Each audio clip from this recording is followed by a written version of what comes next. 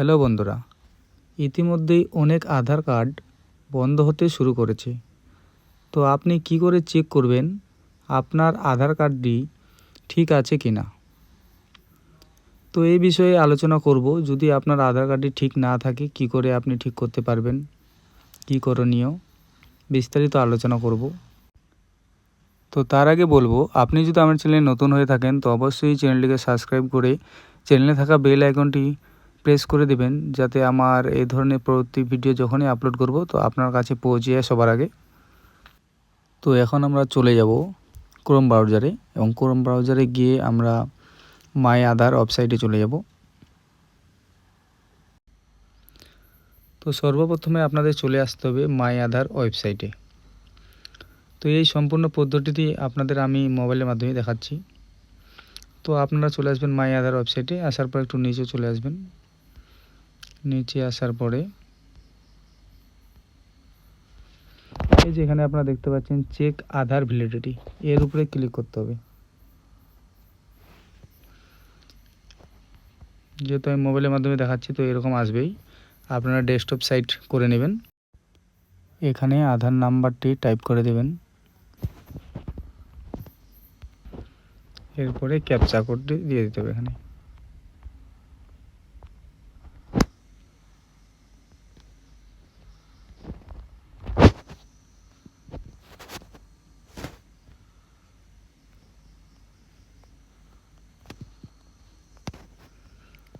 দেওয়ার পরে এরপরে ক্লিক করব, আমি প্রসিড করব।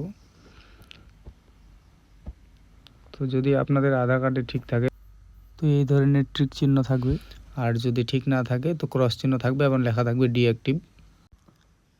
তো এখন আমরা দেখে নিব একটি ডিঅ্যাক্টিভ আধার কার্ডের স্ক্রিনশট। তো আপনাদের আধার কার্ডটি চেক করার পরে যদি আপনাদের আধার কার্ডে এরকম আসে তাহলে আপনারা বুঝে নেবেন যে আপনার আধার কার্ডটি ডিঅ্যাক্টিভ হয়ে গেছে, বন্ধ হয়ে গেছে। তো এটি আপনি ঠিক করার জন্য আপনাকে পুনরায় ফিঙ্গার আপডেট করাতে হবে।